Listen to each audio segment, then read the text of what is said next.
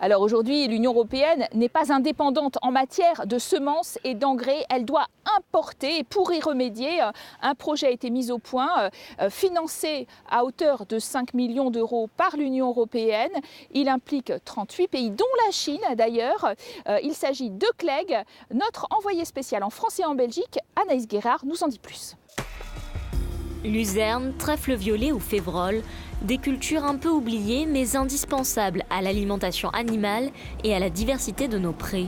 Le programme de recherche européen ECLEG vise à les réhabiliter. Premiers bénéficiaires, les semenciers qui vont tester les variétés retenues par le projet. Au cours de ce projet, nous allons développer la connaissance de ces ressources génétiques avec des adaptations à différents territoires, mais également des résistances à des maladies. Donc l'intérêt pour nous, c'est de développer ces connaissances que nous ne pourrions pas développer seuls et de pouvoir ensuite les utiliser pour développer nos propres produits. Des variétés plus performantes, mieux adaptées, mais qui ne seront pas commercialisées avant une dizaine d'années. Car ECLEG prépare ces jours-ci les premières plantations. L'INRA de Lusignan est le site pilote pour la Luzerne. Ces graines sont prêtes à être expédiées à travers toute l'Europe. On a déjà préparé 2 lieux d'essai à semer ici à Lusignan et puis un autre en Serbie où on va étudier les 400 variétés de luzerne qu'on a choisies. Et ici, vous voyez la préparation des sachets pour envoyer dans 3 autres lieux en Grande-Bretagne, à Trubsko en République tchèque et à Store-Dinge au Danemark. Ces cultures seront testées en plein champ, sous serre, mais aussi en laboratoire.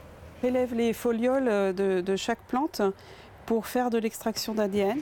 L'objectif, l'amélioration génétique pour créer à terme des variétés plus productives, mais aussi plus écologiques.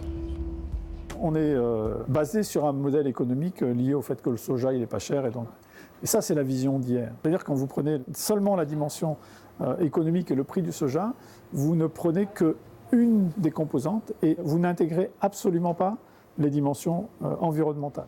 Car le soja transgénique d'outre-Atlantique est l'aliment roi de nos étables. 70% des protéines végétales consommées en Europe sont importées. Ça provient principalement du Canada, du Brésil, de pays étrangers. Et ce qui est importé est principalement destiné à la consommation animale. Voilà pourquoi il y a un intérêt pour la culture du soja dans les pays européens, car elle peut aussi être utilisée pour la consommation humaine.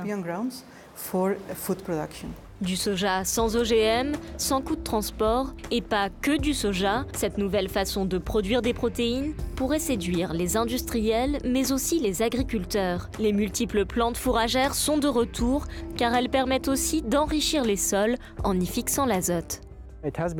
Il a été démontré que vous pouvez maintenant obtenir de très bonnes récoltes avec le trèfle violet sans avoir besoin d'apporter beaucoup d'azote. Il n'a pas besoin d'engrais azotés supplémentaires. C'est donc en fait un moyen peu coûteux de produire des protéines sur sa ferme. Pour favoriser leur développement sur tous les types de sols européens, la Belgique est en charge d'un test de sécheresse. Nous devons créer des variétés qui seront mieux adaptées au climat auquel nous serons confrontés dans le futur. Il y aura des restrictions d'eau et les sécheresses seront plus fréquentes. Anticiper le changement climatique, relocaliser la production, un objectif d'indépendance alimentaire que l'Europe partage dans le projet ECLEG avec la Chine. Celle-ci a importé près de 100 millions de tonnes de soja l'an passé.